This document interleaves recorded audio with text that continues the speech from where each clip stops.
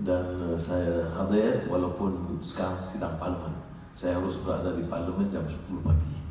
Tapi saya hanya sedikit kerana bagi keutamaan kepada saudara-saudara yang hadir.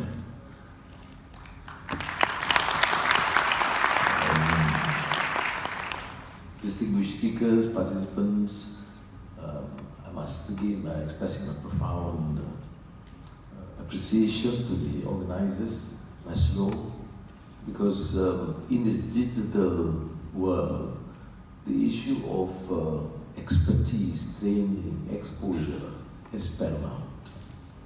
And the transformation is phenomenal. The pace of change has somewhat been accelerated. The space, the breadth is huge and wide. That's why the United Nations use the term spontaneity. It's spontaneous, the pace of change is of full speed, not previously anticipated. The issue now is human capital. Are we prepared?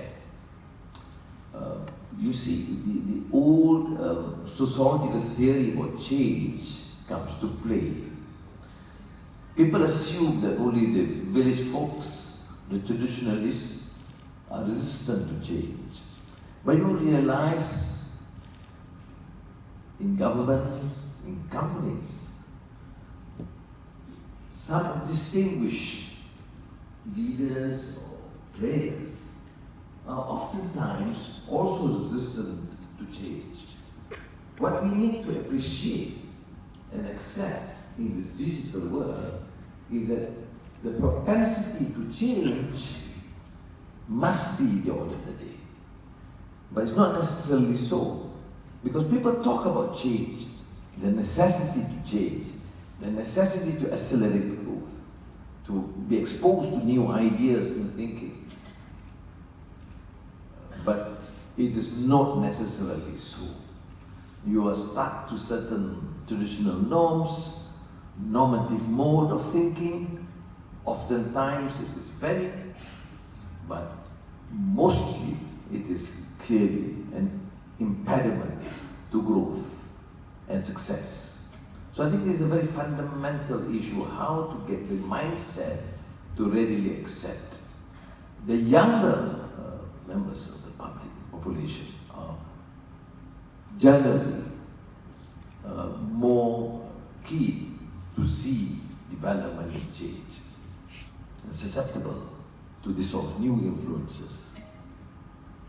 No more the traditional players, both in politics or companies, you see having this accelerated growth at different times and then stagnate or somewhat regress.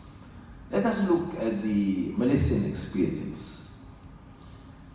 With a different set of industrial technology and industrialization in the 80s, 90s, we were then called the Asian tiger. Not necessarily successful in all fields. There was still abject poverty, there was still gross inequality, there was clear problems with endemic corruption, not to the level that became afterwards, but still, we were then at least at the place where we were able to progress. Number one, I remember, in terms of market capitalization in ASEAN, number one in growth, and only one or two areas where we were second to Singapore, but otherwise we surpassed even Singapore. But the rhetoric in terms of the general narrative of political leaders remain positive. Throughout the last decade, for example, you can talk, people talk about, the leaders talk about transformation, about G50, which are impressive. And you look at the how they craft a policy. I would say, even when I was an opposition leader, it was quite impressive. Now, as Dr. Watson says, the devil is in the details. Whether you have the political will, first the propensity to accept change, then the political will to affect the change, then you have the human resources capital to be the key players that will undertake this. Now we have realized that it was a miserable experience.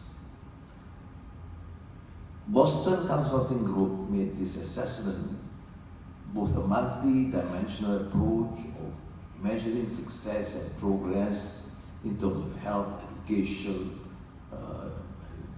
generally human capital, but also the housing, food prices, etc., which is quite comprehensive. And in real terms, not in terms of per capita or general measurement of income and development, but in real terms, in a comprehensive view of things, Malaysia has actually stagnated for more than 10 years. It is a very compelling study, case, with ample evidence and a detailed, meticulous account of things. Now, of course, we worry, because if that was the case for the last 10 to 15 years, then we have to appreciate, accept the need to move at a greater pace. There was a graph which I presented to the Parliament in the Caucus for Reform and Governance that I chair. I don't serve, I'm nobody in the government, but I'm a small player in Parliament. So we set up this Caucus on Reform and Governance.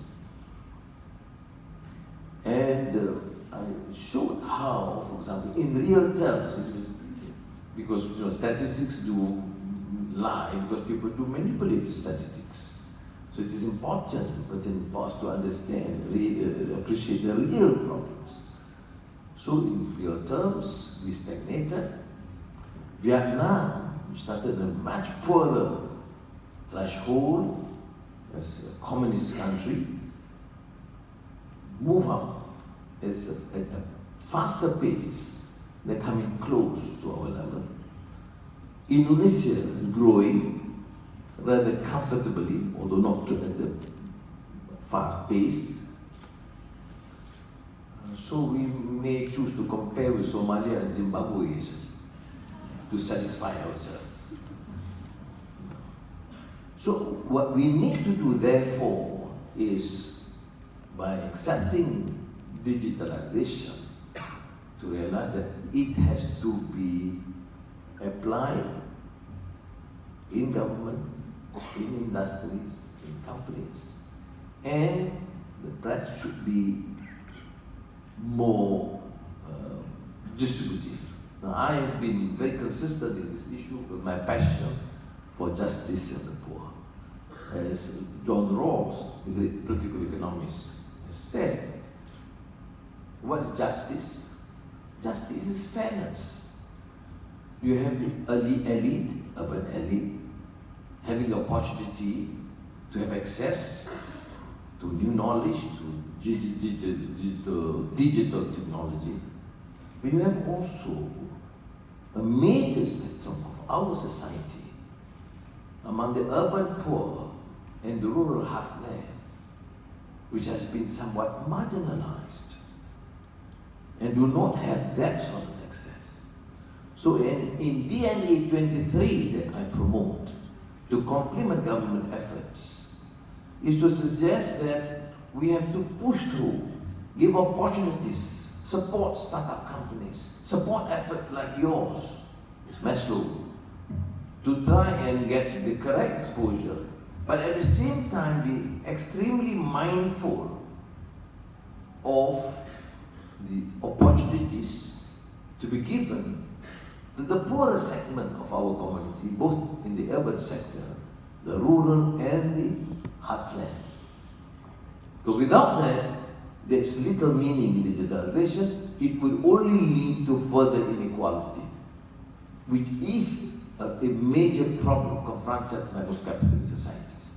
There's a great debate among economists, not only Piketty, or Stiglitz, or Sachs, and many others, who have taken to task the issue of unbridled capitalism. That the rich gets richer without any concern for the plight of the vast majority, at times even of their own workers. So I think it is important that we realize that the issue of digital technology, digitalization, must also consider some of the new challenges, ethical issues. Gates mentioned that. Hawkins initially, when making remarks about artificial intelligence, cautioned us against, not against AI, but against a problem of dehumanization. So you have to deal with this. We can take a position where I am very Islamic or Buddhist or Hindu, therefore no AI. Then you are back to the jungle. We have to accept that change must happen in order to progress and succeed. But ethical considerations are necessary. Must we dehumanize? I mean, dehumanization is not through AI alone. I remember some of the new left scholars and intellectuals. No, we were young, we were all socialists. When we get older, we become a bit more capitalistic. But I remember Herbert Marcuse talking about industrialization and dehumanization.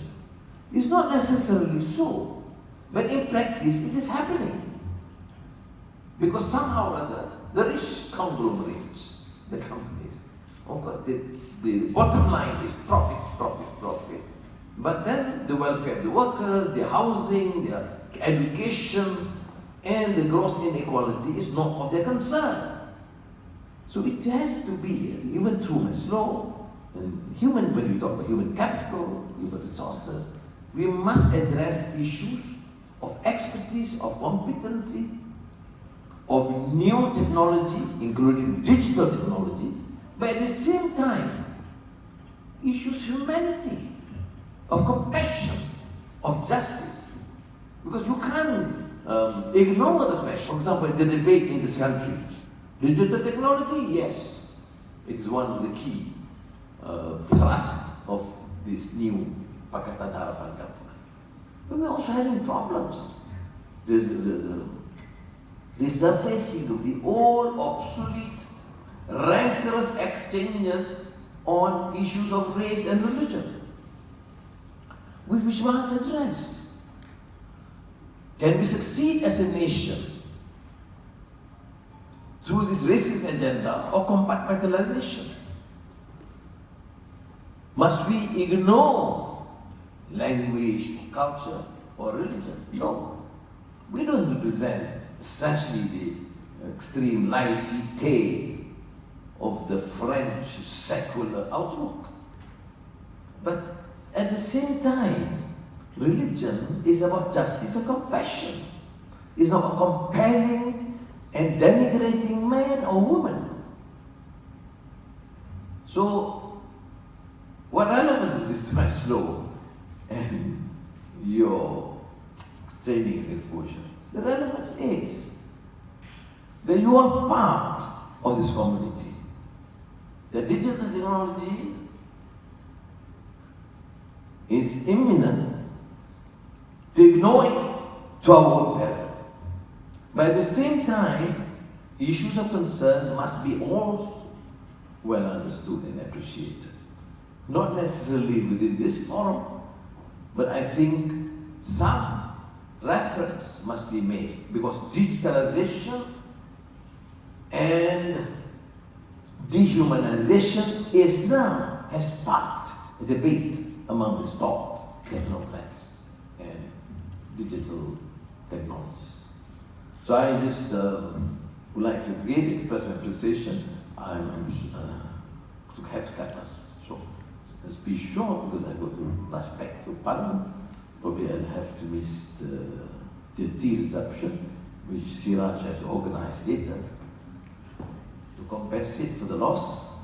You know, I've been in prison for so long, I don't get this coffee and scones and cakes. So normally I would insist. The only thing I ask is proper tea and food. Those 10.5 years in and out of prison means not even teh-o, it's teh-tawa. Tea without milk or sugar. And that explains why I remain slim and healthy. So always look at it positively. They say, would you suffer in prison? Of course.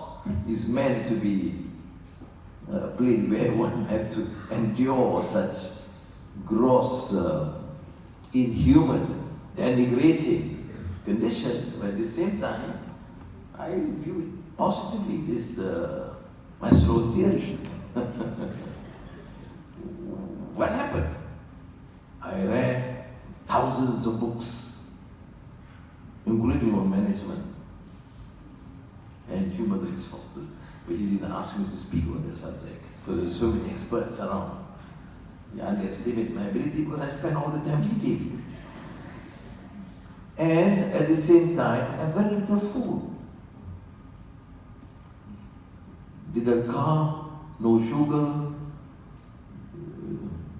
I think in the last phase with 3.5 years, I think about twice they serve beef.